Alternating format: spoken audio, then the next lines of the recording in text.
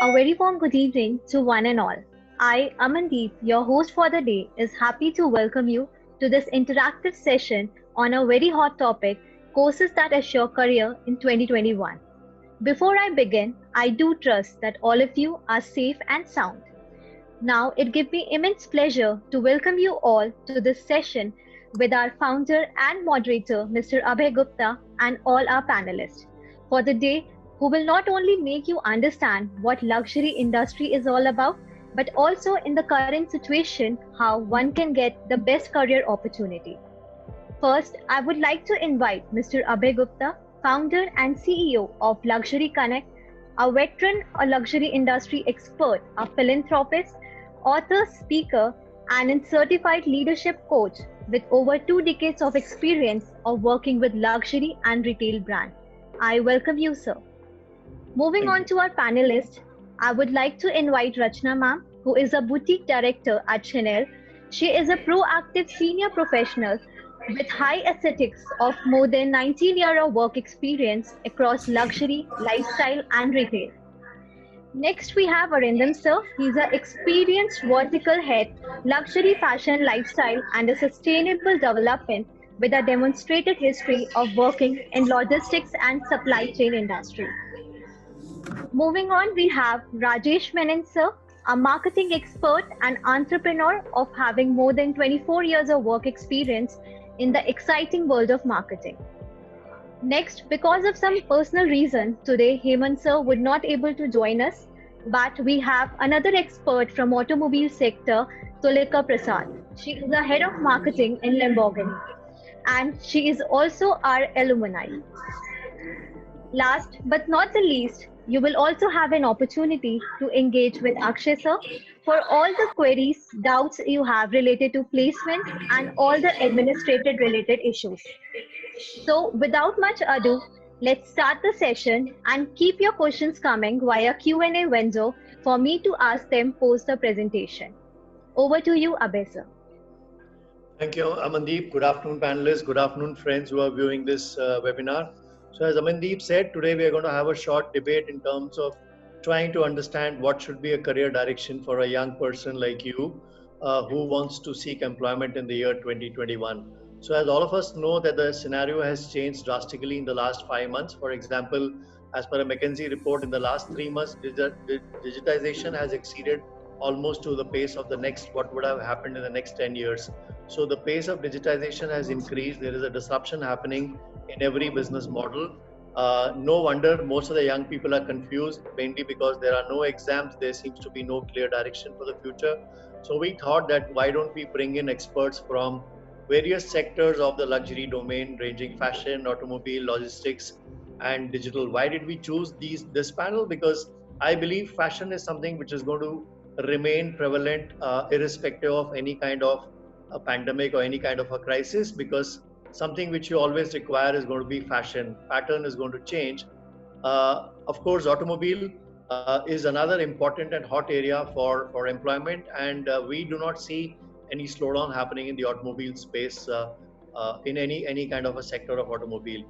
Logistics is a very hot area today for employment. As you all know that while the pandemic, logistics movement had slowed down, but domestic logistics has really shot through the roof, and a new employment opportunity in terms of warehousing, sustainability, logistics, and complete supply chain management is opening up as a major requirement area.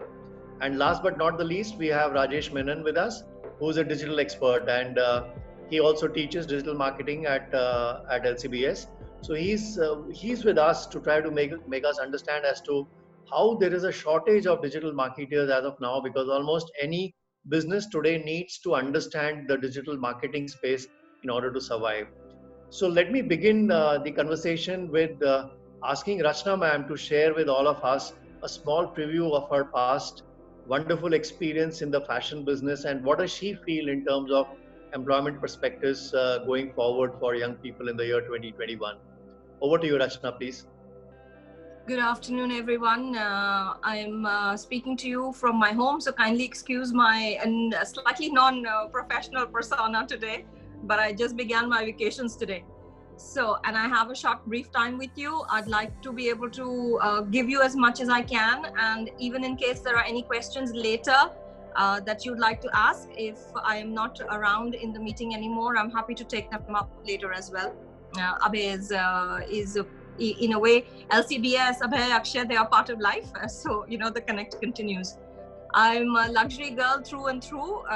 Been with retail pretty much all my life. Have spent a decade of my time with LVMH, with Louis Vuitton and Christian Dior, and a brief stint with a local partner for some again brands from Italy mainly, and then I'm currently with Chanel. So very briefly, that's my work profile. So Rachana, how would you think the fashion scenario is now changing? I mean, now that unlock has happened, and the other day you were sharing with me some wonderful experiences of Chanel trying to service customers digitally and the kind of response the store has generated post reopening as well. So would you feel that there is going to be no impact of the slowdown on brands like a Chanel? Luxury is a very, very space within retail.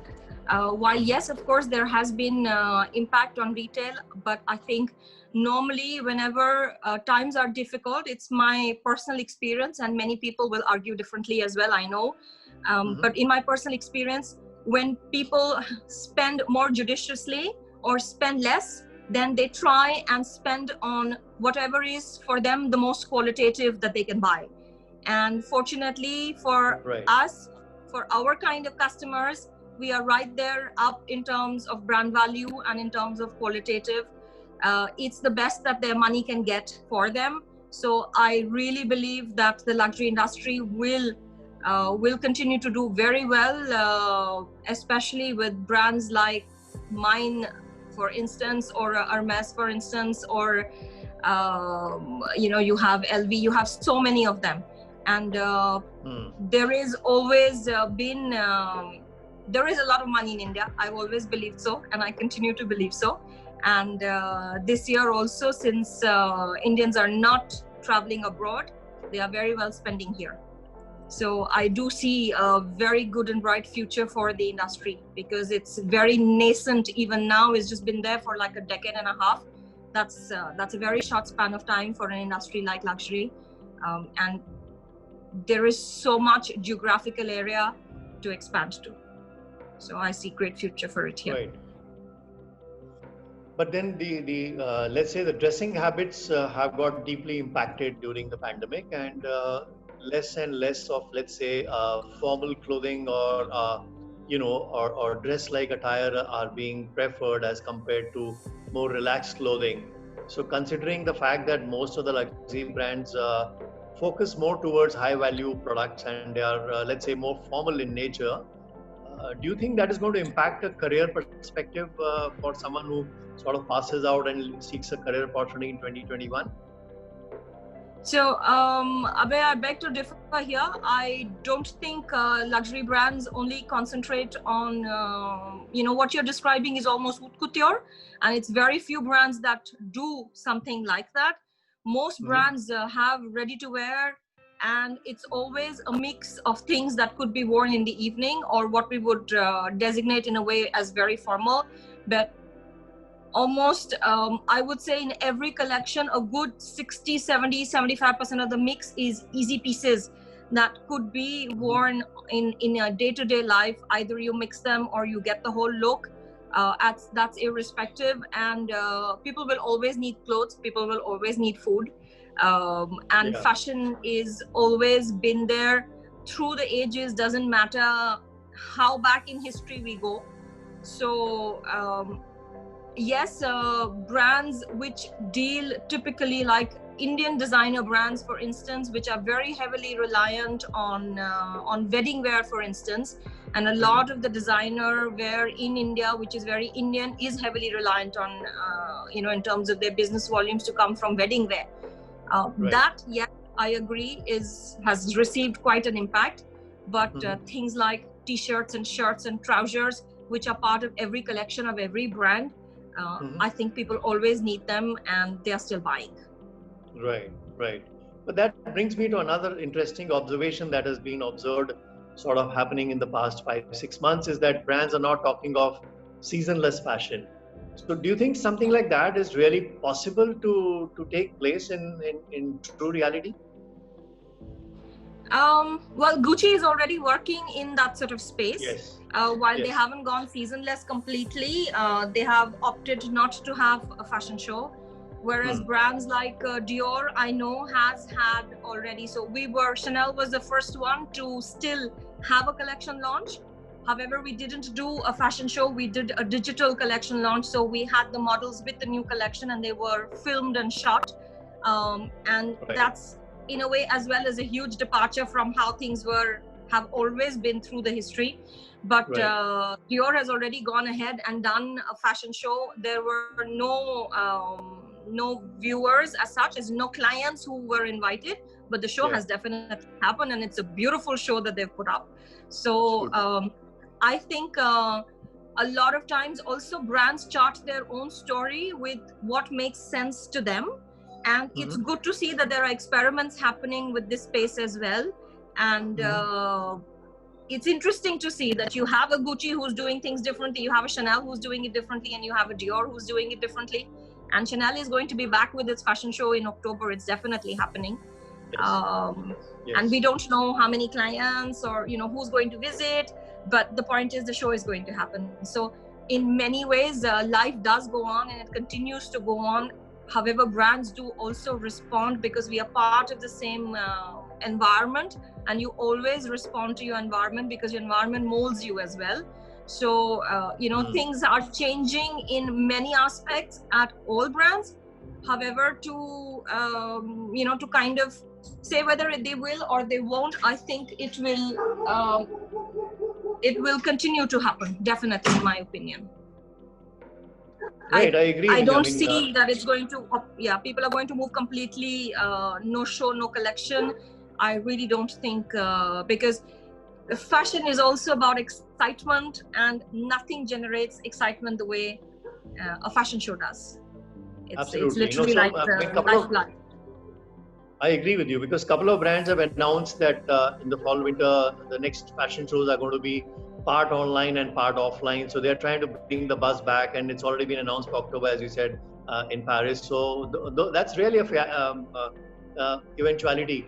But tell me, how is the career going to be affected? So the audience we have today is more concerned about the career, which will start in 2021. So with these changes happening, or let's say we are at a point of disruption in most of the fashion business, as you said, a lot of digital disruption happening, and 3D avatars being created, and live shows and live streaming, and so much technology is coming into it, and technology also coming into the showroom. So how is the career likely to change, and what kind of skills should young people focus on to ensure that if somebody's passionate about joining a brand like yours, then what really would be a piece of advice from you to them, that besides a formal education, what extra skills would be required should that a college should focus on, or a student should focus on?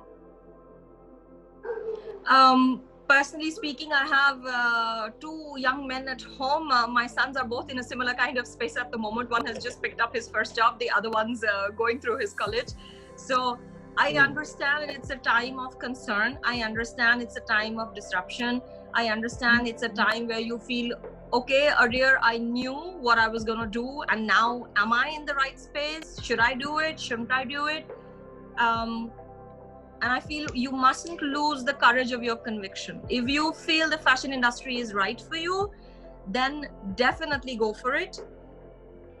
Yes, it's a possibility. There may be some paucity in terms of jobs availability immediately. So what I would recommend is, instead of getting confused and instead of worrying, because every time that there are major events in the cycle of the history of civilization, economies come back much more stronger in a way, for the reason that everybody is pushing the economy to work, because we all need it to work. So I would say, instead of being confused and afraid, spend the time to acquire as many skills as you can related to the field.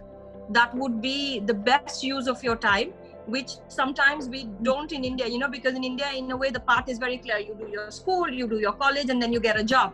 Here, you have a time to be able to acquire extra skills, which sometimes we acquire much later in our career, or we acquire them on a much slower pace because, we have your job, you have your life, and you're juggling lots of things. Right now is, I think, wonderful time to spend. And I think LCBS is a great space to spend it in, because in a way, they literally tailor make you for the luxury industry, or at least for premium retail industry as well. So, like, you have someone here who can be a mentor in the digital space and the marketing space. So even if these are skills perhaps you may not in your later career use completely, because if you're going into logistics, for example, you may not use completely these skills, but this is the time to absorb them, so that at least as a skill set you possess them, and you're more agile and you're more productive and more efficient once you start to work. And work will come along, if not today, not tomorrow, then the day after. It always does. Well, in any case, by the time this batch generates, passes out, it's going to be middle of next year. By the time, I think things are going to be much better. I mean, the way people are talking about the vaccine and stuff like that. Mm-hmm. Yes. Anyway, that was very kind of you, Rachna. Is there anything else that you would like to add to the young audience with respect to your experience with such high-profile brands and the changing scenario in terms of the showroom behavior, in terms of consumers and your young people? I mean, besides your own children, you have staff as well, which is equally young. So, are they able to absorb the digitization? How are they able to service the customers, or new skills which you believe you will need to add into them? Where I think all, as we go along, learning as well, and we are feeling, and it's not that the young people didn't already have these kind of ideas or were not in this space already. I think to some extent probably they are more in that space than the companies are, because companies also, which are very old established brands, have their own ways of doing it, and they're in many ways set in those ways, and they evolve, but they evolve at a very specific pace. This new space or this new environment that we find ourselves in has fastened that pace, or made it much more faster in terms of kind of changes. And sometimes changes are not very visible with very large brands, but they are happening at the ground level. And so it's a good way, because earlier sometimes the changes very often are pushed from the top, but now the ground situation is actually pushing in changes, and they're bringing the changes that, because digitization is something we all know has been happening already. It's just that perhaps that we were adopting it at our own pace, and now we're being forced to adapt to it at a much faster pace. So definitely be, technically, digitally as savvy as you can. That's a space definitely look at and consider. And be prepared. However, soft skills are always needed. Digital, not digital, as long as you are customer interfacing. Even if in logistics, for example, you are still customer interfacing, because your vendor is your customer. So the soft skills are, I think, still, and they always will be, as long as there is human interaction, paramount. So don't miss out on those. Lovely. That is really nice of you, Rachna. I believe we still have 5 minutes. So, Akshay, Amandeep, are there any questions from the audience from Rachna ma'am? Please ask them now in the next 5 minutes. And also the rest of the audience, if you have any specific questions to ask Rachna ma'am, please do it now, because she has to leave and she's been very kind enough. Akshay, Amandeep, over to you with any questions so far. Yes, sir. I have one question for Rachna ma'am. Louder, beta. We can't hear you. Hello. Be a little louder, I said. Yeah, go ahead. Yeah. So the question is, how relevant is the course in luxury brand management with respect to the industry expectancy? How relevant? So, how relevant, so you've been hiring certain students from LCBS as well. So you're familiar with the course. So some student is inquiring in terms of how relevant is the course? So in your experience, what do you think? What advice would you give them in terms of the course content of LCBS and performance of the students that you have engaged from LCBS at your school? So I have engaged with students as well, because I on and off do teach certain modules, and I have interacted with visits as well from students, which LCBS organizes, to the industry spaces, and obviously to brands. Obviously, we get included. I've also interacted with people who have been ready to be hired, or so it's been a very positive experience overall in every way possible.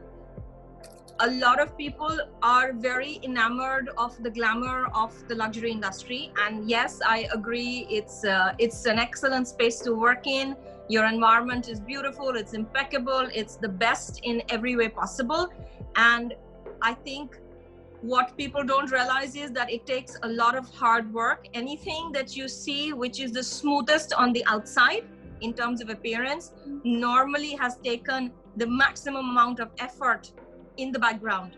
And I think Luxury Connect prepares you quite well for that space. So I would say the content is very relevant. And I only teach a specific number of modules, but I do have a brief idea of the other kind of modules that are part of the content.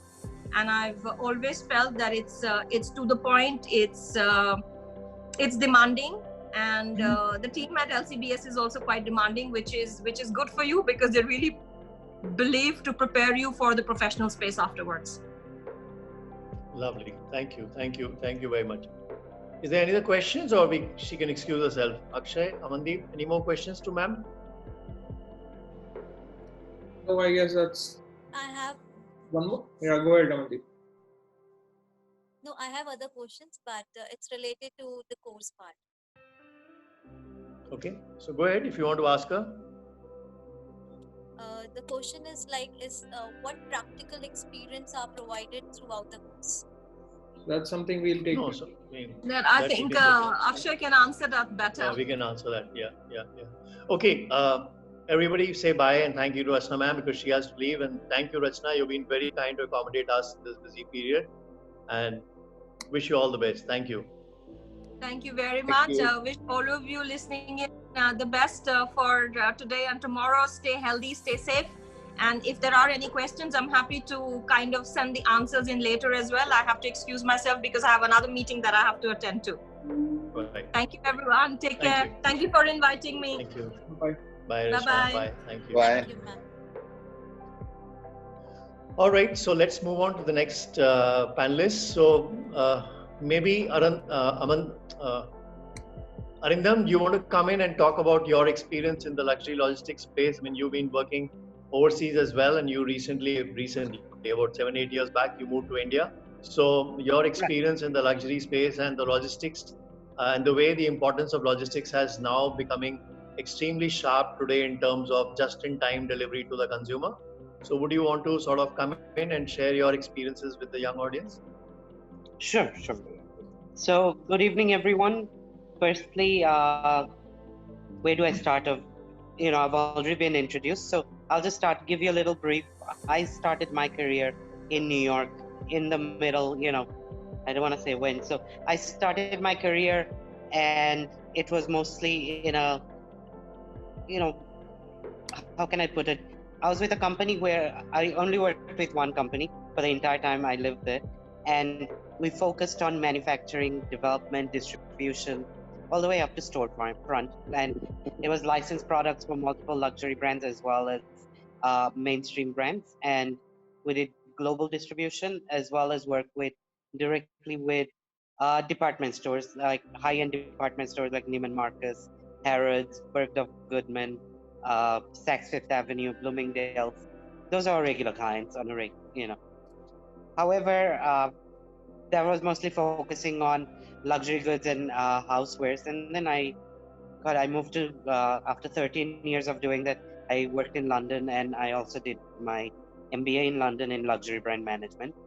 Even though I'm in the logistics part of it, one thing I wanted to say was the reason I studied luxury brand management was because one, I needed to diversify my career, and two, regardless of how much you think you've learned at a job, it's always better to have that diverse background because you don't know how scenarios are going to change, and you need to be able to fit yourself into that scenario and be able to continue your career growth. So that was one of the reasons I did that, and I spent 2 years in London, and then spend some more time traveling around Europe, and then moved to India probably, but like Mr. Gupta said, about 7.5 years ago.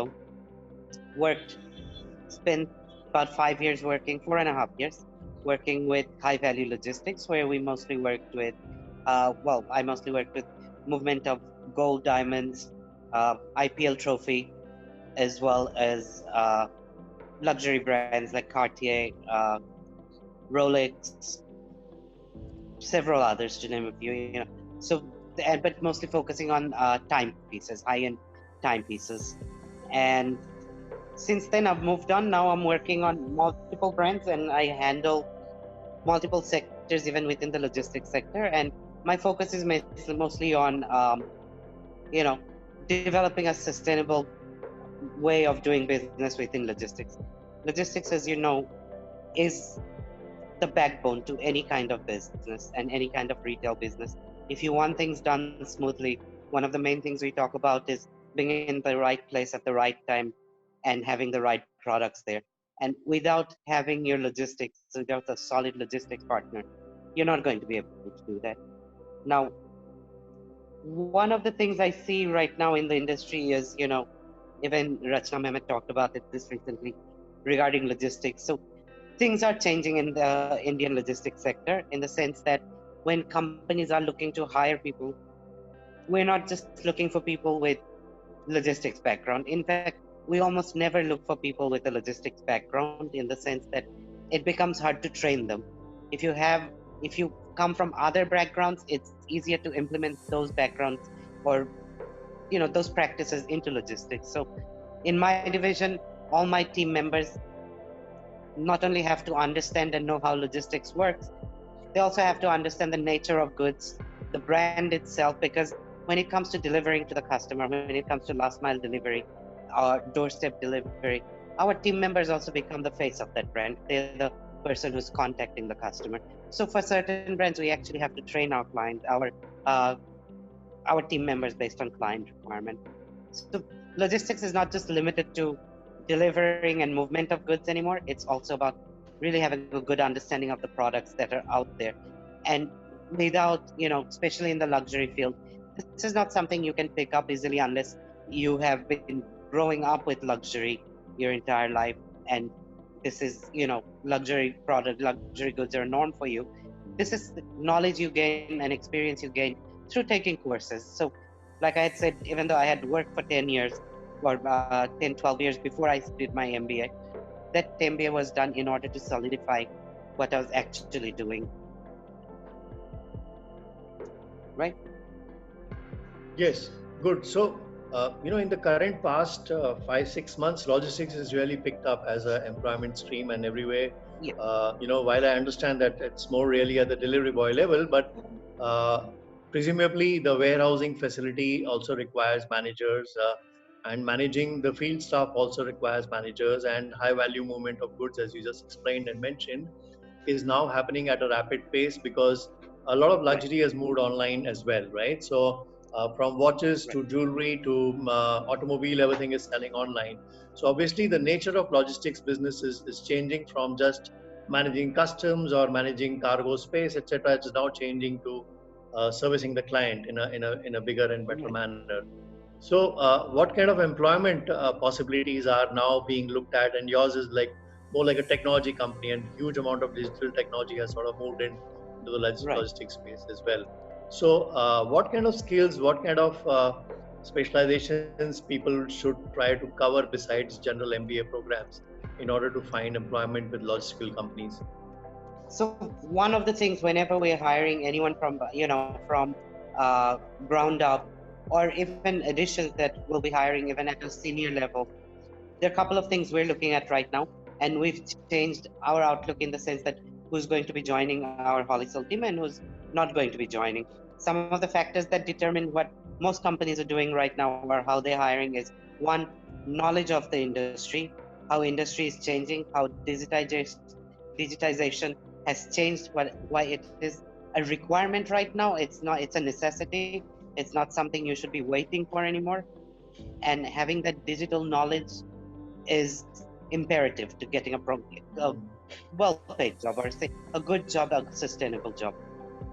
Thirdly, understand what's going on in the news. Understand the current market scenario. It's a global pandemic, which is trickling down to every country. So we're not the only ones in this space. Thirdly, product knowledge. If you're going to be working in the fashion and lifestyle sector, how much do you know about the fashion and lifestyle sector? If you're in the tourism sector, if you're in the entertainment sector, if you're, regardless of which sector you want to follow, how much do you know about it? How do you know about how it's going to impact your client? Now, your client can be a brand you're working with. Your client can be the end consumer. Your client can be a vendor who's supplying products. So you have to figure out how you are going to apply those skills and make them become valuable. Right now, the more skills, the more understanding, more knowledge you have. That's what companies will look for. So similar to how Rachna ma'am talked about how when you're purchasing at this time, you're buying less but buying quality, so you get a real value or a different value for the amount you're spending. So similarly, employees right now have tightened up. They're hiring less, they're hiring quality, and that quality is knowledge that you gain. Right. You mean employers? So the perspective of the employers is changing. Yeah. Absolutely. So this fear of retrenchment should actually then, in your opinion, should be bothering people who are not up and about, who are not up to the mark, who are not knowledgeable, or let's say who are just probably just another one. They don't have any specialization in them. Is that what you're saying? So here's the thing, specialization, what we've seen is that's something people develop out of their own interest. Right. If you're just in the market to look for a job which is just going to put food on the table, and you're happy with the day-to-day, mundane job where you don't have much responsibilities, those are not the type of go-getters any employer is going to look for. They're going to look for people who are eager, who are able to contribute, and who are able to help the company grow. In a lot of cases, though logistics has changed, and logistics because of the pandemic has become important in India, and you've heard even Modi talk about it, saying Indian government on its own is putting in money into the logistics infrastructure. The sad reality is about 80% of the industry are still struggling because one, they're not digitized.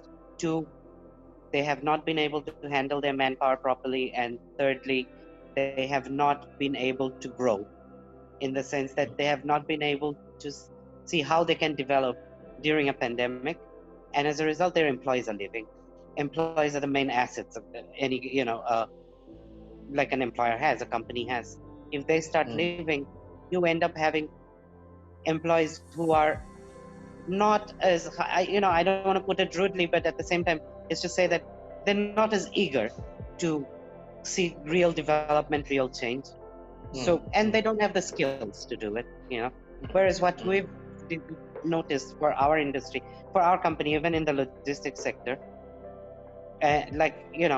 so one, being agile, two, having, this whole technology background that we work on, and three, having really good people who are focused and who are able to change and develop their skills as per requirement, just so we can continue to work with clients, We are one of the, I don't know if we are one of the few, but certainly in our sector, we're one of the first ones to go back to pre-COVID standard within 3 months since lockdown. So you mean pre-COVID standards with respect to cargo movement or with respect to employees, or what do you mean by pre-COVID with movement? With respect to cargo movement, with respect to growth plan, and in fact, with respect to national distribution and facilities across the country, we're one of the first ones we've actually run out of space because we have clients coming. They know the kind of service we provide, and they're willing to pay a premium for that. But that is not because that's a service we provide. That is because that's the knowledgeable employees with diversified skills that we have on hand. We're able to guide them and walk them through. Well, I mean, logistics is one of the hot spaces as of now. There is no doubt Right. On that front. So do you think you've also been teaching at LCBS and you've been teaching logistics and sustainable luxury and all that. Right. So do you think that the current course curriculum that you've been teaching for the previous batches is it sufficient, or we need to add certain new skills to that in terms of future environment? So, I know about the classes I am teaching. I also constantly hear about the classes that other faculty members are teaching as well. And what I notice is what is being taught right now at LCBS is very much industry related, and it's what's going on in the industry right now. It's everyday practices, which makes it a lot more desirable for new students because these are the skills and knowledges you require. Textbook knowledge when you go in for an interview.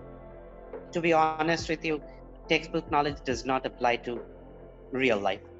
At the end of the day, Right. You need the focus and information from people in the industry, and that's what LCBS is able to do. And the courses that are being taught are, I think, ahead of most other universities or educational institutes around the country because these are actually courses being given by people whose everyday work is in the industry.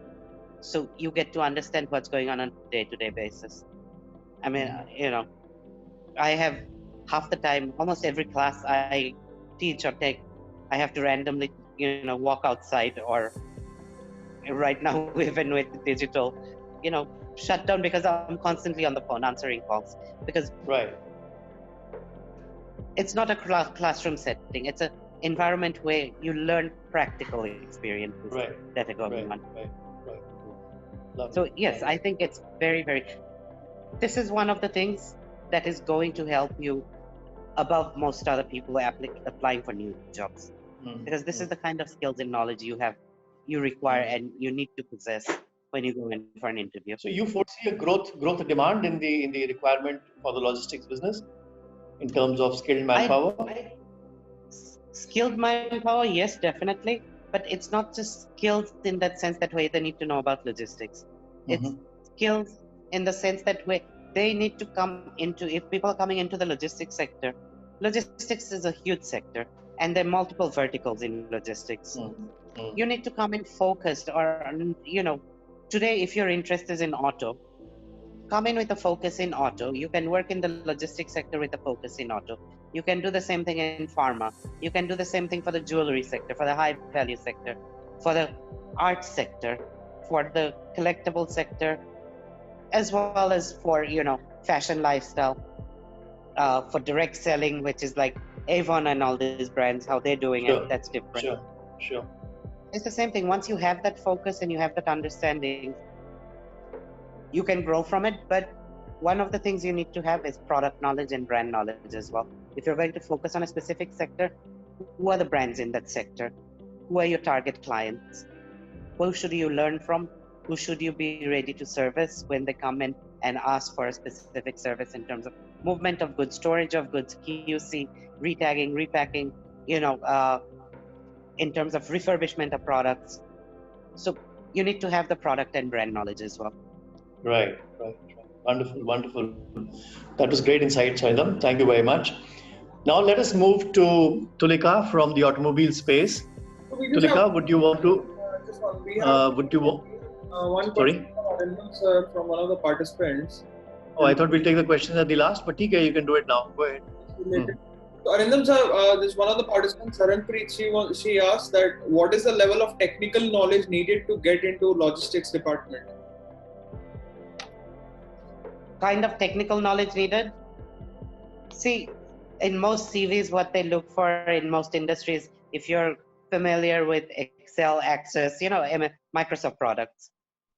What now people are looking at is, are you also aware of what is AI, how AI is functioning, what is virtual reality, how virtual reality was working. The new generation coming in have been on mobile devices from a very young age. Come in with ideas, come in with innovative ideas as to what you feel should be implemented in that industry that is not there.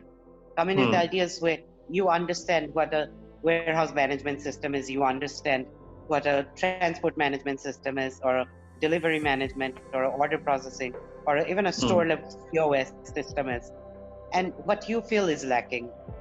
Think of yourself as a customer and see what can be done in order to help improve the service that is given to you. And based on that, see how you can improve on the technology. So come in with a very technical mind. Logistics is not about paperwork. We are almost paperless at this point. Right. But I think I had discussed with you, Arindam, that for the new batch, which we are starting now in the month of September, we are already also introducing a course on digital disruption. So considering the fact that all the businesses across fashion, automobile, or even fine dining or hospitality or travel, almost all the businesses have got digitally created. So we are creating a program which will run probably 30 to 50 hours. It's yet to be finalized. It's around the digital disruption of a business model. So today we're going to talk about not only existing business models, but how digitally they are being disrupted from the trend forecast stage to the customer service stage and even the post customer service.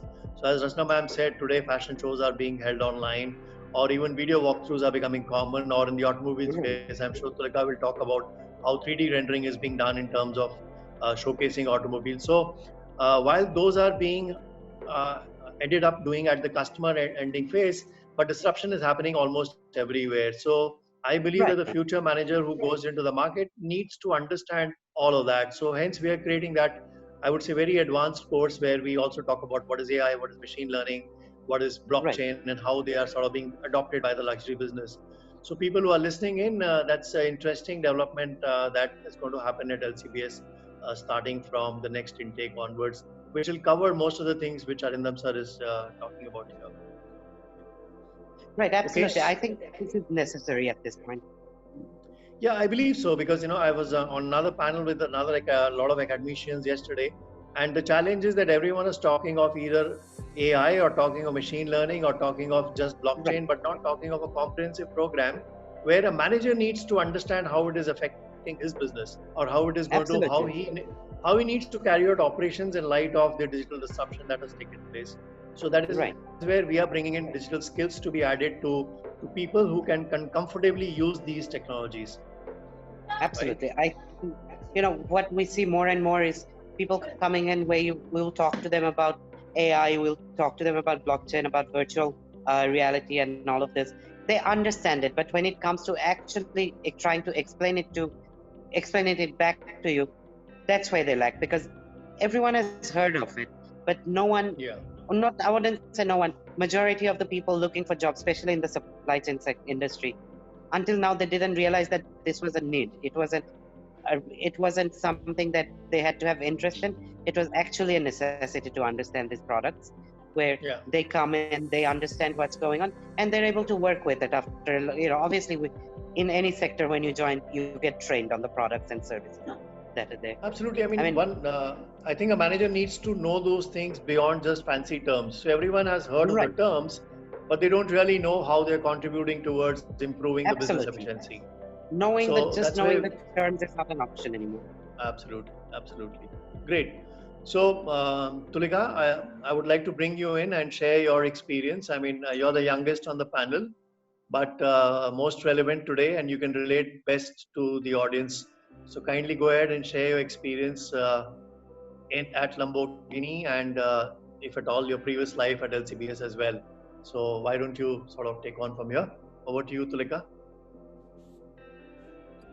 You have to unmute yourself, bache. I'm trying. Yes. No. Again, muted yourself.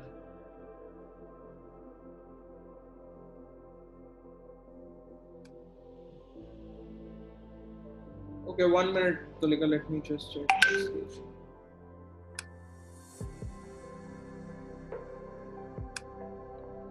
Yeah, go ahead. Now you can hear me. Yeah? Yeah. Okay.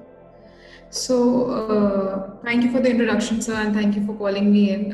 Though I have all my seniors on this panel, and it is with all these seniors that I've studied. I've got a chance to study with Arindam sir, and now being part of the automobile industry, I can only say to start with is I started my career with Lamborghini as an intern, which I got only after my module got finished with LCPS, and I was entitled for the 6-month internship, which I got an enrollment through LCPS. And I continued my 6-month internship, and post that I was hired for a role with the business itself.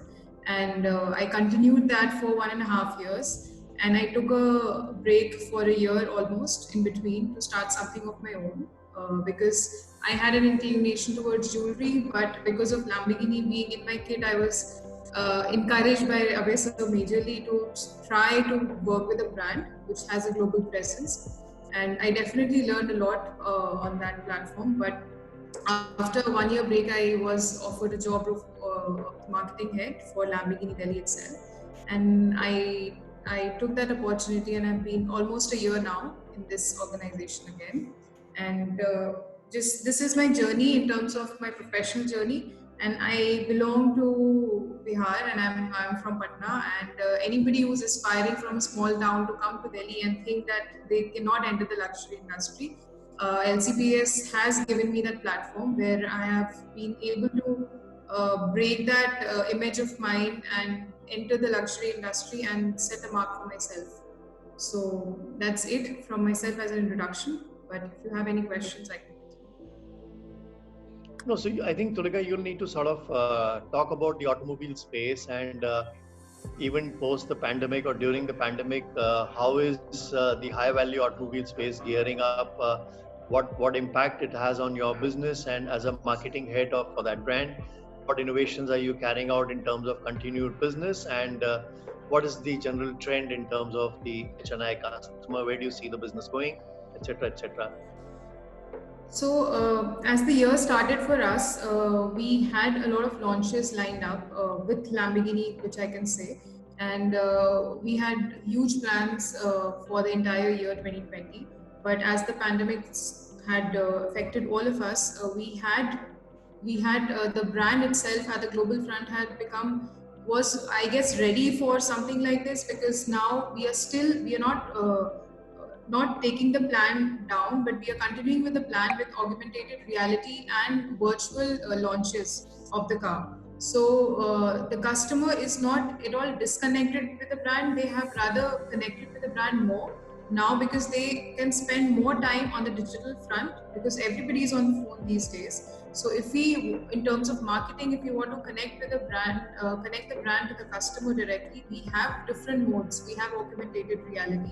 The entire interface of configuring the car, which is on the website, has changed, which has become quite interesting, because these days we don't usually get to do one-on-one meeting with the customers. So as strong as the brand has become on the virtual platform, and that has made the marketing bit quite easy for us, and the digital front has actually helped us on total. And in terms of how the customers are reacting, I would say that most of them are a little, of course, they're all conservative, and everybody does not want to move out during the COVID times, but they have become more active and more connected to the brand, looking at the new aspects of the marketing, where we are trying to use augmented reality and virtual launches. So these things have definitely helped the brand to connect more with the customers. Also, because we can't do all these launches that we were doing before, we are planning to do something in the showroom where we invite the photographers, we give them a lot of chance to interact with the brand one-on-one, which we didn't used to do before. So looking at Lamborghini, people perceive that this brand is not reachable for lot many, but this pandemic has helped us to connect with the brand more, because before that it was perceived that a brand like Lamborghini, we can't reach it quite easily. But because of the digital front, it has actually opened those gates and shattered that mindset that you can't connect with a brand like Lamborghini. So that has helped us somewhere. But I think you also recently made a fully digital launch, if I'm not wrong, about a month back. You have launched a new model, right? So how Yeah. has been the response to that model? I mean, considering the fact that it was purely a digital launch. I would say it was a very good platform. It was very quick decision to be made at that point because all the plans of the launch had been made, and I guess the Geneva Motor Show was also cancelled recently. Right. But the brand, of course, had took a very smart move of doing this, the augmented reality virtual launch, and the customers whom we interact with have been very positive and very active on that platform because we track Right. how many people participate during that launch time, and Right. they appreciated the brand's effort as well. So Right. altogether, it has been a success for us when we talk about the digital front launch. So it has Right. also given us a new way to the future. So till now, we were thinking we will stick to the old method of launching the cars, but now we have realized that we can have a different way with a lesser cost and more effectiveness. More, I mean, it's a cheaper medium to reach out. Yeah, it's yeah, definitely. And we partnered with Apple, and Apple was part of this. So they made it was through Apple US and Lamborghini HD. They collaborated together to make this happen. So it was a interesting collaboration between both two brands. And you've been able to get any bookings from the Indian market for this model? Yes, we do. You are. Okay. Wonderful, Tulika. So in your opinion, you did the program with us, so you were part of the very first batch. And now that you have had nearly 2.5 years of experience with one particular brand, and of course 1 year of sabbatical in between. So what more do you think in terms of fast changing digitization that is happening in every business model? So in your opinion, what more should a student be learning besides whatever you already learned at LCBS and that you found your way through into a brand as high as Lamborghini? I would say that after LCBS and I'll say that after LCBS I had learned whatever I learned in my work scenario, but post COVID we have realized this, that learning is not just limited to your college or your profession or where you come from. It's all there online. It's all there on the web platform. So if I today want to acquire a skill in, say, augmented reality, I can go ahead and learn about it. Nobody stops me from doing that. And if I know for example, I want to enter automobile industry, I know these are the basic requirements. The base is of course I have to know about the luxury industry. But if I want to have more skills, I can definitely go online and learn more about it. There's no restriction on learning. So in today's time, nobody can complain that I don't have a platform or I don't have a guideline to learn anything. You can have a guideline and you can have a platform. Only it's all the inquisitiveness that can create that platform for you. Right. So right. So how do you see the careers changing going ahead in 2021? How do you think there's going to be? Do you think there's going to be any shift in a typical career profile of automobile professional? Yes, I would say it will be. It will be definitely a greater shift because what I have observed, majorly what I understood from Lamborghini or Ferrari or Rolls-Royce, our bandwidth is quite small. But when in that small bandwidth also, if somebody is say 25 years of experience in automobile industry, for example, sales, and he is not that equipped with technology, then he would lose the chance of catching that 2 years, which has taken a very big leap in terms of digitization. Because now our interaction with the customer is more on the digital front and also a very personal presentation of our car or of our product in the digital front. It's not always meeting the customer and closing the deal. It's more how you ignite that. And if you're not well versed with the technology, I don't think you will be able to bridge that gap because all the customers are also equally aware of all the technology which is there today. So if somebody lacks that, I guess digitization and the future of augmented reality will create a platform for a better job, a better salary, and your employer would also be happy that you're bringing something new rather than just plain sales or marketing. That can only happen if somebody is too inquisitive to learn what's coming. Because a brand like BMW, Audi, and what I know of being in this industry is there has been a lot of layoff during the COVID. But again, when you lay off, you also vision it that if you are laying off an employee, you know that that employee, had he contributed in the past year in a way where he is inquisitive about doing things, not you pushing them. So that can only happen if that person itself is self-driven to do something. Otherwise, it would not happen. So I guess all that thing would be taken into account in the future prospect of getting a new job or getting a new employment somewhere. Good. That is great, Tulika. So anybody has any specific questions to Tulika before I move to Rajesh, or we do the questions at the end? I have one question from Tulika. He's asking that is any technical or digital skill helpful in automobile industry? If yes, what are they? I would say it depends on your job role, but digital skill is irrespective important whatever job role you have in the digital industry, in the automobile industry. The technical skill is more important when you are in sales or you are at the service level. Of course, at the service level, you cannot avoid that because that's the whole game. And when you are in the sales front, you definitely need to be well versed with what the technology is of your product, because that's what will drive a customer towards booking the final deal with you, because you have to be totally confident about your product. That would only come when you know about the product. So I am handling marketing, but I am totally aware of what my product is. I try to read through the engines, through the calipers and all of that. So I have to take that journey. I can't skip it because that's my product. So in being in or coming to an automobile industry, you have to be digitally and technologically a avid learner. You cannot avoid that. Great. So that was good.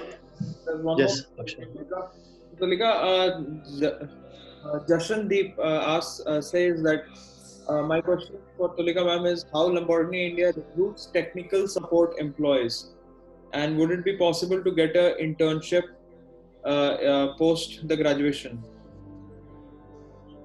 It's too premature. So Lamborghini India is it's an NSE. They don't do technical support. They don't hire technical support people because the manufacturing is at Italy itself.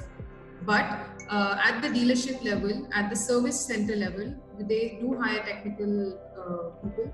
But that would not this course will not take you there. So that is totally technical. That's an engineering background.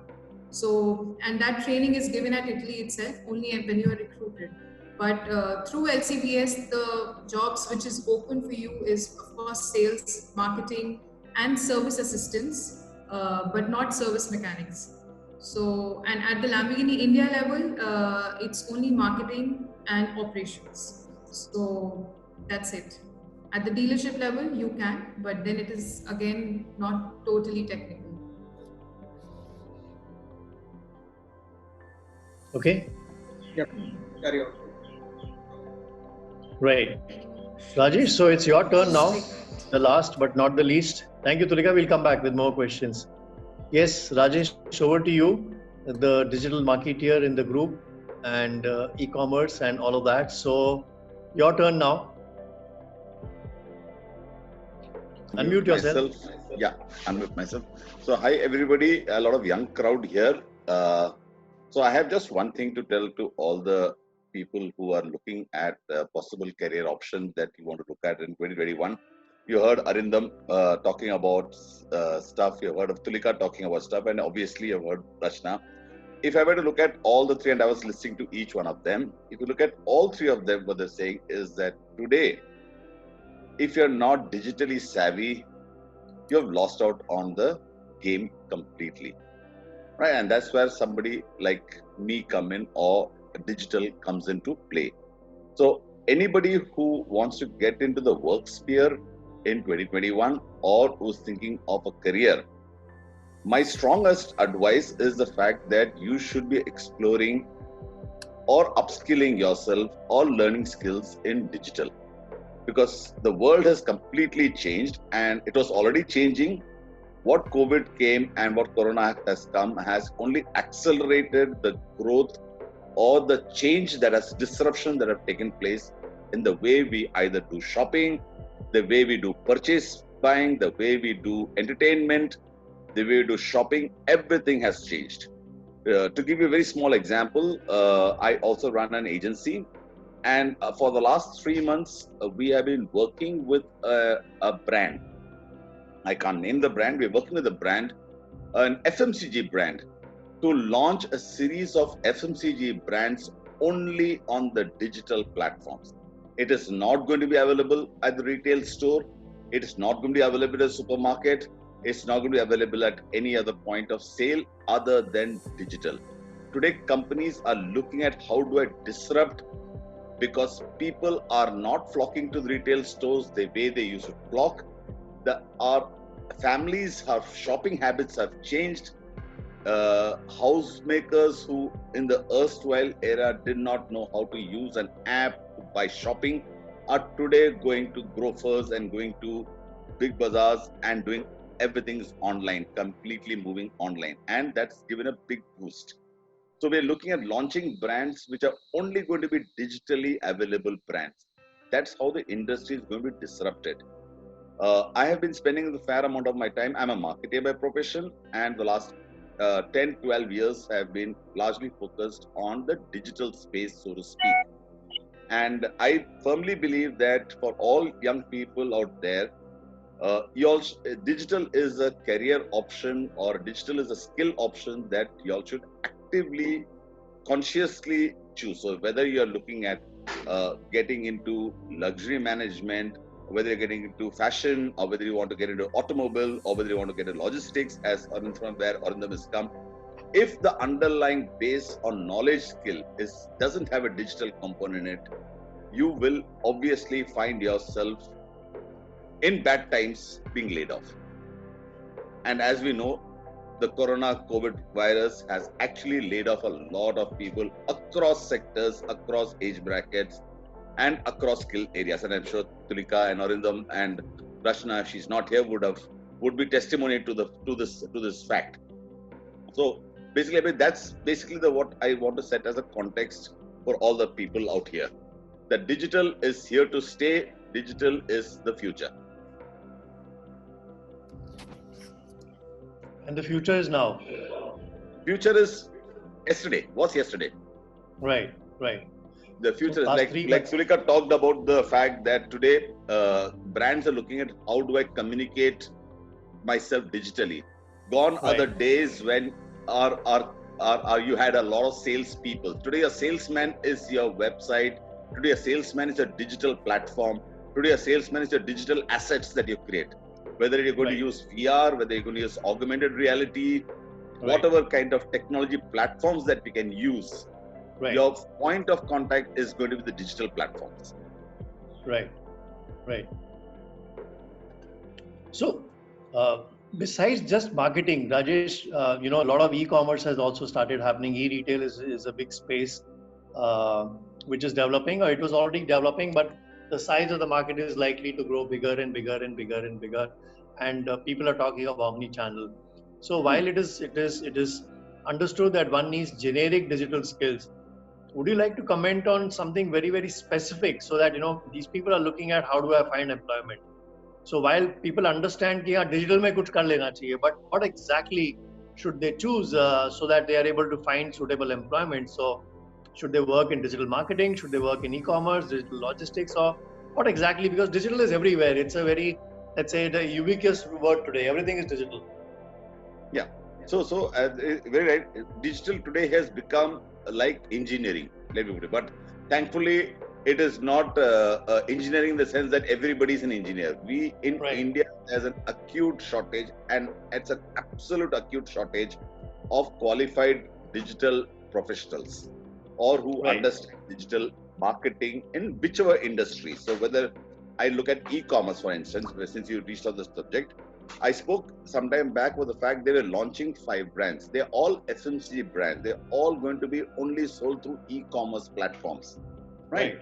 So for that, we are looking at people, and we are simply not finding them, or finding them very difficult people to find. We look at people who understand e-commerce. How does e-commerce work? What kind of analytics? So what Arindam talked about, machine learning or artificial intelligence, all those find application in e-commerce. So what kind of algorithms do you write which can help you understand your customer better? So that the shopping experience that a person goes when he goes to e-commerce is far superior. We all know as consumers that our shopping experience in Amazon is probably better than a shopping experience in a Flipkart. That's because Amazon, the way Amazon has tailor-made the algorithms or tailor-made the AI for their consumers is far superior to Flipkart, who's doing a catching up game. So e-commerce is definitely a huge area of expertise. If you look at even in the area of logistics, what kind of digital tools can you do to track, monitor? Everything is changing. We have an example. Tulika talked about launching. I work with Hero Electric scooters. One of the first things that we did when COVID happened and we had to shut down they had to shut down all the dealerships for 40 days. What do you do when you still want to sell? We had virtual shows. Right. So understanding how a virtual show can be executed, how do you interact with your customers, still carry on doing the sales, or at least take the customer to the sales point, was all done digitally through various tools, whether it was through email marketing, through virtual talk shows, through webinars like these. Everything was done. No, so I mean, more and more the customer journey is shifting online. I mean, online is becoming a very important part of the customer journey, customer touch points. So the product search begins on the digital medium, and even now it is more and more the end of the customer journey is also becoming online. So almost everything is online, only the product is delivered physically but monitored through digital network of tools by the logistics industry. So clearly, I would say that maybe 90 to 95% of the customer journey is now becoming online, from product discovery to product explanation to peer learning, and all of that is happening really on the digital medium. And even in the high value space, what I understand from other friends in the luxury space, that the customer today wants to come in, zip in and zip out of the retail store. He does not really want to spend a lot of time in an unknown physical environment. The fear is there that I might contract something. Right. Despite best Absolutely. efforts.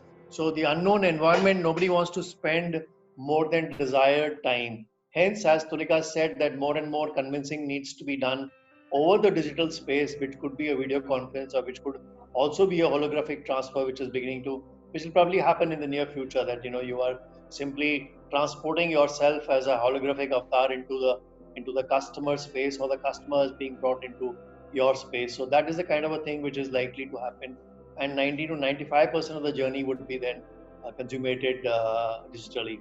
So I would say that if I have to summarize the learning from all the various panelists, I believe that whether it is fashion or whether it is automobile or whether it is logistics or whether it is digital marketing as a stream, everywhere and anywhere the digital aspect of the business is going to play a very key role. Hence, keeping that in mind, LCBS has already initiated this program on digital disruption of the business model, because I believe that it is not one component, it is the entire component. 90 to 95% of the business model or the value chain is now being disrupted digitally. And that's where the relevance of future employment is probably going to lie, where you need to understand the core principles of a function, but execution of that function is more likely to happen digitally rather than physically. So that is probably the key of today's learning. And I would now probably open up the floor to question and answers to the audience if they have any. Akshay, Amandeep, if you have any questions, we can ask the panelists. Yes, Amandeep. Okay, so one question what I have okay, one at a time. Yeah, Akshay, go ahead. So, what is the basic, Mahi Raj asked, what is the basic difference between a normal digital marketing and a luxury digital marketing? which could be best when it comes to work with luxury brands? So Rajesh, you want to explain that? Yeah, could you repeat that question? The interesting question. What's the difference between a normal digital marketing and a luxury digital marketer? Is that the question? Luxury digital marketing, which could be best when it comes to work with luxury brands. Yeah. When it comes to I would say the difference is Tulika is an automobile marketeer, but she works with Lamborghini. I have a friend of mine who's also an automobile marketeer who works with Maruti Suzuki. Do they both know marketing? Obviously, they both understand the basic fundamentals of marketing.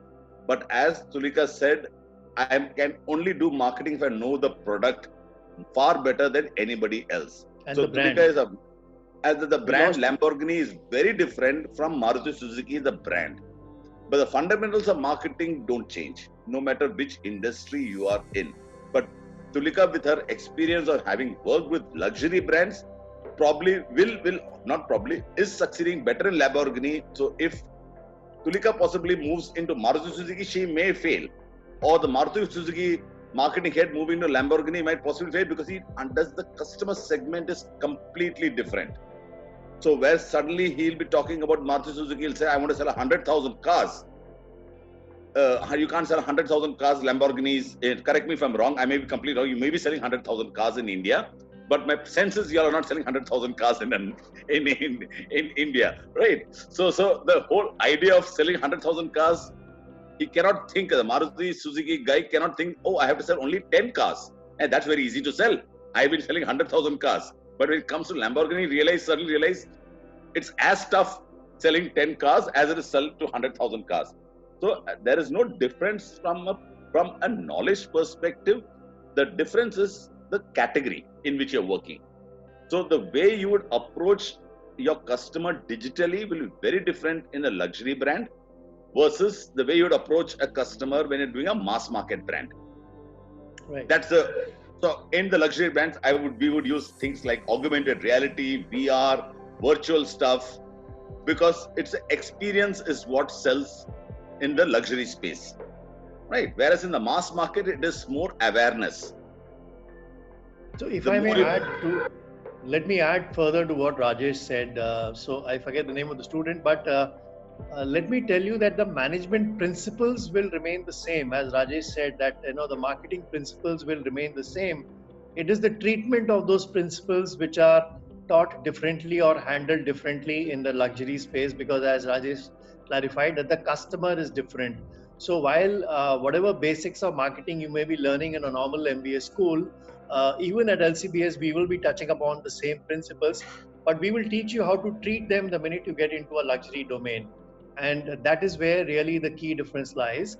And again, going forward from what Rajesh said, that Tulika can very well go and work in a Maruti, and she will probably add a lot of value to the Maruti marketing department by bringing luxury strategies to a normal brand.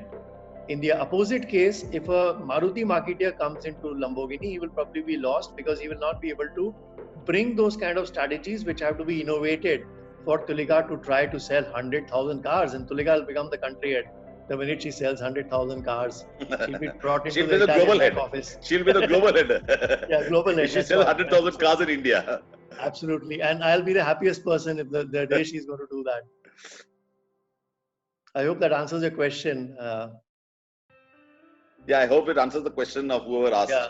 So the student, the questioner can also come online direct, Akshay. They're not too many, so if they want to engage with us directly, they can unmute themselves. Yeah. Another question where Jashandeep says, Tulika, this is the question for you. My question is for Tulika ma'am is, up to what extent language proficiency in Italian and German important to get in Lamborghini, India as well as Italy? So he's a big fan of Lamborghini, I believe. Akshay, Tulika has got muted again. Tulika, you're muted. Yeah, go ahead. Yeah. So it depends on where you work. So if you are in Germany or if you are in Italy, you will definitely need 100% language proficiency. But if you're in India, you don't require the language Italian or German at all. I would say at all. I don't know ABC of Italian. I definitely know a little bit of French, but I don't know Italian at all. These are global brands. So today, if you're working in India, they will make you comfortable in your language because they need to sell in India. So, and if you're working in Italy, they would want you to have a proficiency in Italian language because then you are dealing with those set of people there. But to work in India, you definitely don't need these two language learnings. Hindi and English is enough. A good arcade of English language is enough for you to sustain in this business in India.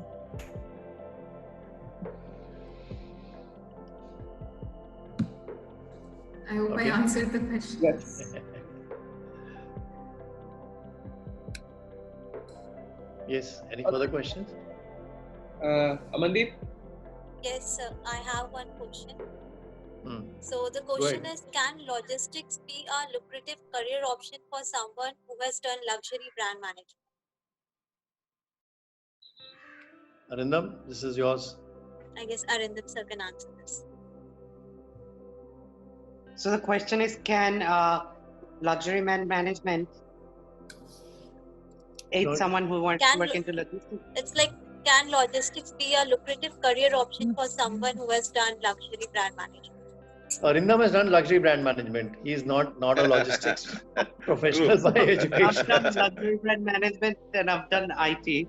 So those are my, that's my background, that I work in logistics. And so he's not done logistics management from Safex University or a THL University. Anyway, Arindam, please explain to the student. Go ahead, please. Absolutely. It's, logistics is one of those fields where, regardless of what you've studied, one, if you have that technology, if you're tech savvy. Two, if you understand the market and the products. And three, if you have the basic skills and understandings of logistics and supply chain, then yes, absolutely, you can work in logistics. And logistics is not just limited to our industry, any one specific industry. Even there's also a logistics division in tech companies. There's logistics involved when it comes to delivering software, whether it's online or offline, or when you renew your software online, when you get the register and get the keys and everything, there's a logistics to delivering that as well. So logistics is not just limited. And secondly, logistics, the word, I just want to clarify this. Logistics, the word is very misleading in the sense that logistics only refers to right now the transportation business. Whereas the entire industry is based on supply chain. And we consider ourselves as end-to-end supply chain solution specialists. So yes, anything you study, including luxury brand management, gives you one step further to the understanding of product knowledge, which enables you to work in logistics or work in supply chain, to be honest. Lovely. I can guarantee you at LCBS, you have a very big syllabus on supply chain, which I did study, which I thought irrelevant because why was I studying supply chain? Now I totally understand why did I study supply chain.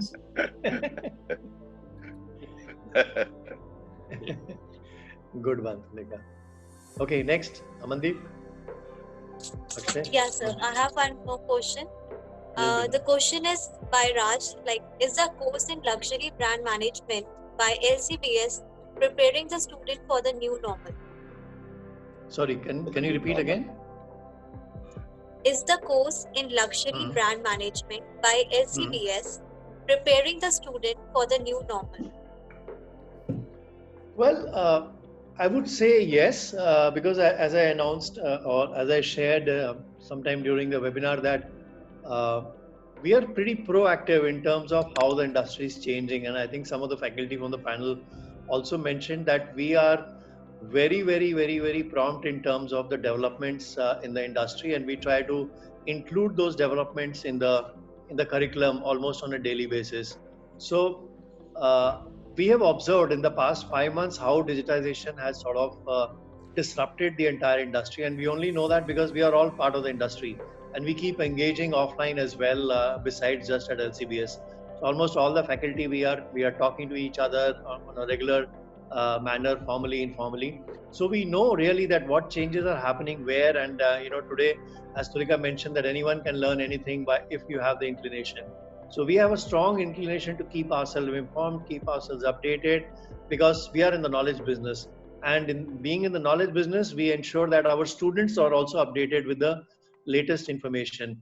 So keeping all these disruptions in mind, we realize that how the industry is changing or is likely to change. Hence, that is the reason we have already introduced this kind of a course. For example, 2 years back, we introduced a course called LMLQ, or Luxury Manager Like Qualities, because we understood that certain amount of skills are required besides normal managerial skills. So we introduced a program which Tulika did not undergo that program. So it was introduced much later, and that program is now hugely successful because every student who turns out from LCBS is a ready luxury manager. He does not have to learn much more on the job besides trying to understand that particular specific product. So we keep on innovating and we keep on adding courses to our subject as the time changes and as the industry evolves. So this year we have already started researching and working on a program on digital disruption in luxury.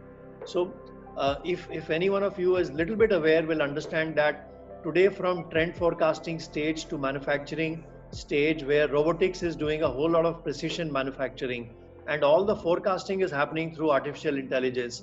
All data mining has been done. All art has been digitized. All previous embroidery patterns have been digitized. So today, a designer, there are digitally created designs which are being fed into the market. You may not, most of you may not be aware that the kind of digital activity which is going on even at the product designing stage, if it's a fashion product, then at the farming stage, then at the yarn stage, then at the textile stage, and even at the garmenting stage, where robotics has been brought in, because we are all looking at contactless manufacturing. So more and more, I would say, digital intervention is happening right at the manufacturing stage, and then even at the logistics stage, where completely robots are managing everything. All you're managing is a computer, and you're feeding in data, which in turn is controlling the robo. So entire supply chain is getting digitized. When the product comes in house, it is all being digitally managed as well. It is being stacked in the warehouses digitally, and then it is being stored into. It is only when it is going into the physical store is where human intervention begins to happen. But as we discussed during the panel, that even customer servicing or customer journey is beginning on the digital space. So hence the disruption, which is very huge, even in terms of post servicing the customer. So as Rasima ma'am said, that even fashion shows are happening online, completely peopleless. Shanghai Fashion Week, Milan Fashion Week, Paris Fashion Week during the COVID times was completely online.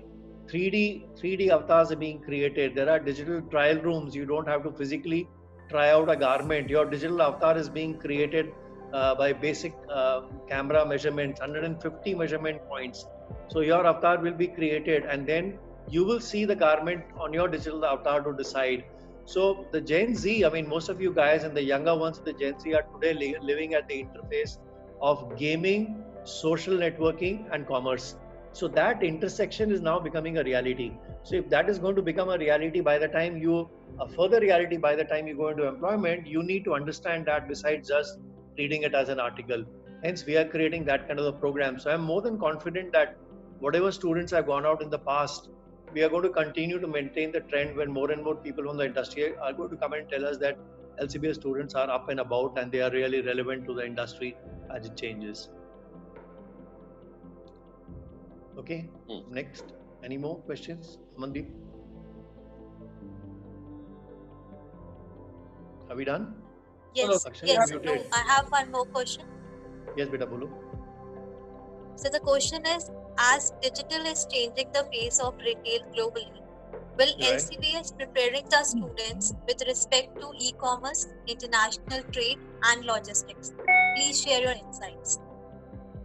So Arindam is teaching logistics and supply chain, and Rajesh Menon is touching upon the digital e-commerce in his digital luxury classes. So between the two of them, I think this question is really answered. But I'm asking them to add any inputs if they want further on with respect to this. Anindam, you want to I'll start just first? add to this. Please. The person talked about international trade and what are the other thing? International Logistics. e-commerce. Yeah. Amandeep? Tulika, repeat the Tulika. Yes, sir. Amandeep, please repeat the It's question, beta. it's with respect to e-commerce, international trade, and logistics. E-commerce definitely is covered as a subject matter because obviously, and as Abhay sir just mentioned, every session or every semester we look at what is the new thing which is emerging and we need to get into deeper into it. So what is emerging from this quarter onwards is definitely the fact that e-commerce needs to play a central role when it comes to anything to do with any form of marketing, and luxury marketing is also part of the whole thing. So definitely e-commerce is coming. International is definitely because of the fact that today the world has become one small place. Now there are I see a lot of young ladies who are on this panel, and as a father, I know for a fact, correct me if I'm wrong, the ladies who are there, there's a very, very popular e-commerce platform which I think very, very popular among all the women, which was, until the government put a ban to it, was Shein. Right? Shein was a platform which I think almost 80% of women or young women would have done some shopping at one time or the other. Chinese-based e-commerce platform with the warehouses in the US and the whole works. Very good products at very reasonable price point. Fashionable products at very reasonable price point. My daughter, notwithstanding, was one of the big customers of Shein until. So any brand launching today has to look beyond its geography, and the globe is one market. So when we do an e-commerce, it's not just, and today, as Arindam would say, supply chain is global. It is not restricted to one geography or one area. So you can do supply chain everywhere. Completely. So when it comes to supply chain, some of the things we do cover in the classes I teach are to do with import export. So every student understands or gets the knowledge of what import export is, what the different processes are, what cross-border e-commerce is, how it's done, as well as free trade zones and economic zones that we talk about, because these are some of the things we work on regularly. And free trade zones and economic zones are some things that are becoming more and more popular when it comes to moving goods fast and clearing things from customs and delivering international e-commerce products to the doorstep. Thirdly, we talk about supply chain and global supply chain, because you're sourcing from one country, you're manufacturing in one country, you're selling in one country, and you're assembling in a different country at a certain point when it comes to luxury. All of that is done through, movement throughout the supply chain process. So we talk about this as well. That way, when students are done with the course, my hope is that when they go into the real world, they have the understanding and knowledge of how supply chain works, because in one form or the other, regardless of whatever position they join, they will have to work with the supply chain team or the delivery team or the procurement team or any of the teams that are there. Right. Hope that helps answer your question. Yeah, I guess so. Okay. We have Interest of time. We have another question from Tanya. So I think Rajesh sir, this probably you can answer that, or Abhay sir. Also, since luxury brands follow the anti-laws of marketing, how does the digital marketing keep those laws intact while promoting their brands? What was the question? Sorry. Right. Also, since luxury brands follow the anti-laws of marketing, how does the digital marketing keep the laws intact while promoting their brands? I don't know what is anti-laws of marketing. I'm So hearing let me this handle that phrase for the first time. Let me handle that. So because they are anti-laws of marketing, now you're a marketeer, but not a luxury marketeer, right? So Tanya, good question. But as I explained earlier on some time, that the fundamentals of marketing remaining same, the treatment is different. So anti-laws of marketing is part of the treatment of keeping the marketing principles different than a standard marketing. Digital is only a medium. So the anti-laws are defining the strategies that you will create to market a luxury brand. And digital is a medium which is going to help you to communicate your strategies to the right audience. And if I look at the current pandemic, following the anti-laws, Chanel and Hermes and I think a few other brands have raised their prices, which is clearly against the market sentiment of raising prices now, but it is very much in line with the anti-laws of marketing. So were they communicated to us digitally? Yes. Well, I read it online because Chanel did not come and inform me, but I read it online that Chanel has raised their prices, and so has Prada, and so has Hermes, and I think even Louis Vuitton. So I may be wrong in the brand order, but most of these brands have raised their prices in Europe. So that is very much what the anti-laws of marketing says, and that how you communicate that through a digital medium is a different aspect altogether. Okay. Next, which other question is there? Right, so we have another question. Which Tanya, I hope I answered you. Right, so we have another question which is, will the courses at LCBS prepare the students to also become an entrepreneur? Well, yes. I mean, so Tulika has been our student, and she can vouch for it that in the term 3, the students go through a program on entrepreneurship in luxury, and Tulika is one of the students who made a very brilliant business plan. So the students in term 3, they go through the entrepreneurship program, they go through HR, they go through legal, they go through accounts and business finance, and eventually they end up making a business plan as well. And since they already study innovation and strategy and innovation in their previous terms, so some of them are able to apply strategy in creating a new product line. And I must share here with the audience that our students have also got selected for entrepreneurship or innovation competitions in universities in Bangkok, etc., where our students were sponsored by the college or the university invited them, and they went and won prizes there. So yes, you are completely geared to become an entrepreneur once you join LCBS as well. Okay, anything else?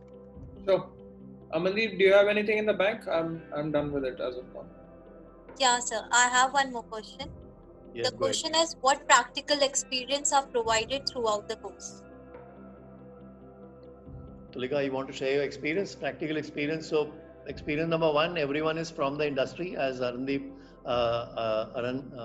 shared with us. So that itself is a very, very practical experience. Right from the induction day, when you first step into the college, and if you're from a smaller town and you have never visited luxury stores or other verticals of luxury, then we encourage you, we take you on a field trip. That's a very practical aspect. Then you get to engage with very senior people from the industry also during the induction. We have a lot of industry connect sessions during the program. There are projects that are to be done, which are live projects, also industry related projects. You go to the industry for a 15 days live project where actual proposition of a problem is passed on to you, where you have to create a strategy and try to solve that problem for that particular brand. And last but not the least, you also do a 6 months internship. So that's how the practical journey is laid out in the 16 months program. Okay. Right. So I have Thank you, sir. I have another question from Tanya, which I think Abhay sir or Arindam sir, or since it's literally related to luxury. So to be a part of luxury brand, is studying and working in Paris or Milan considered important? No, so I would say, I mean, Tulika can answer that. Tulika also, she chose to go to Monaco for 3 months period. So while it is not important, it definitely helps to broaden your horizon. So as we speak, we have an association with the Italian university, and you have a possibility, depending on how the COVID shapes up, you have a possibility to travel to Italy. Is it necessary? No, it is not necessary. Is it desirable? Yes, it is desirable. How does it help? It helps you broaden your horizon, because eventually when the program is over, almost all the students are interviewed by all the brands which come to us for their placements, including Tulika, and she had a colleague called Monica. So while they were still in Monaco, they were interviewed on Skype. Why did Lamborghini choose Tulika? I do not know. Perhaps the way she answered that interview panel over Skype was a little different because of her exposure as compared to the other physical students which the brands met on campus. So it is not essential, Tanya, but it is definitely desirable, and it's really up to you. Yes, Tulika, please add on. Yeah. Wanted to add, but very interestingly, they selected two of us, which was Ajay and me. One who did not have the Monaco experience, and me who had the experience. So we both were selected as an intern for Lamborghini. So of course, when you're working in India, your experience would add on to it, but that would not be a problem for you to get a job in India if you don't go to Italy or Paris. So that will not change the perspective. It all depends on how much are you up for the work that they want to give you as a project. So maybe that, I guess, that's how they assess it. Yeah, it's the exposure. I want to add something. Sure, go ahead, Arina. So I want to add something from a different perspective, in the sense that when I joined the luxury industry, I joined with my first job, I didn't have experience in India. Now, as things started developing, as markets started changing, eventually it became that, like you had asked, it is important to learn Italian or German. At that point it became important to learn Mandarin or Cantonese, because the market was changing in that way. Right. Now with luxury, more and more, you become more hireable and more knowledgeable while you understand the European brands, how to localize it. And that can only be done when you have the Indian experience. This is one of the reasons I had actually moved to India, to get the Indian experience. I technically came for 6 months, but it's been 7.5 years. So that experience teaches you something different. There's a different value going forward. These are markets that are growing. Mature markets, yes, it's going to teach you. Developing markets is going to teach you a lot more. And the opportunities are a lot more in developing markets. Yeah, absolutely. Right. I hope that satisfies you, Danya. You want to add on something further? So I think we just have one last question. Which, so that's focusing on LC. Is there any options for outstation students who don't want to relocate for a full-time master's, and will that course provide placements? Yeah, so Akshay, you want to answer that, or I can explain? I'll do that. It's okay. So we have, I don't know if you're aware of it, but we have recently launched a program which is the same master's program in luxury brand management on a hybrid mode. And when we say hybrid mode, it's a blended learning where you will have all classes delivered live at the comfort of your home. You only have to come into the campus towards the end of every trimester. That's like for 15 days once in 3 months.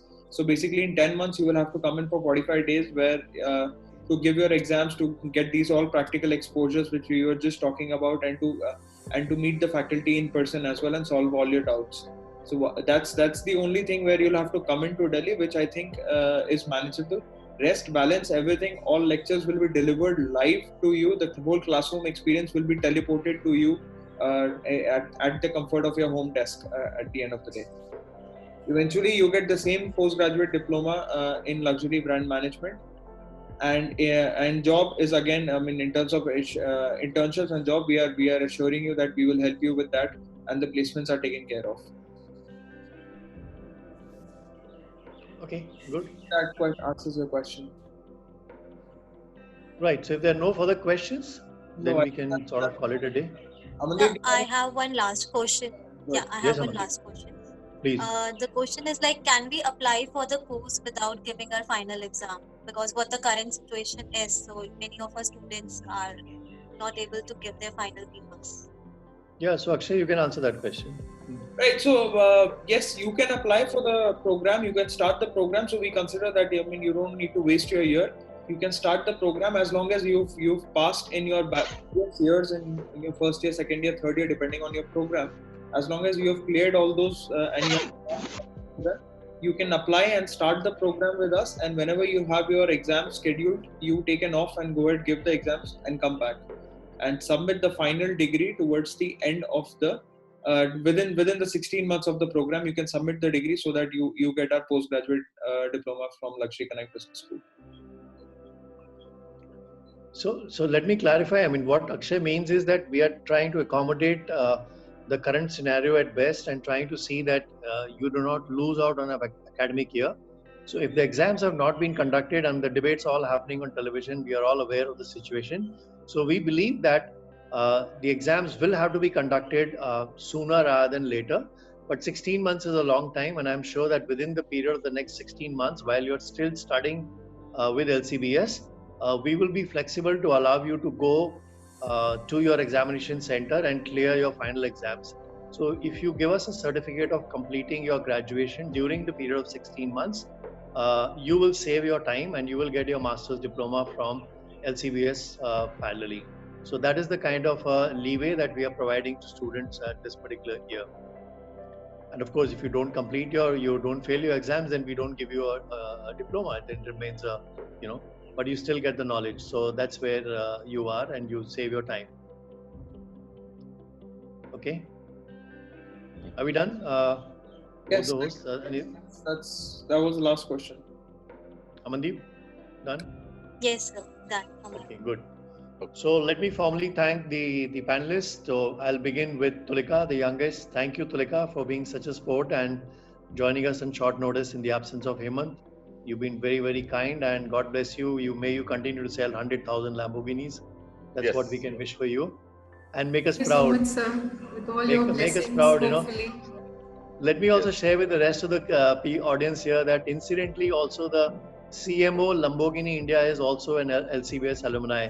So today we have CMO India and we have CMO Delhi, both LCBS, and we want to see the CMO Global also LCBS. So Tulika is contending for that, and we are all going to push in that direction. Thank you, Vache, and thank you, Arindam, for joining in. Thank you, Rajesh. Thank you, everyone else who came in to listen to us. We hope we added value to you. Bye-bye, good evening, and stay safe.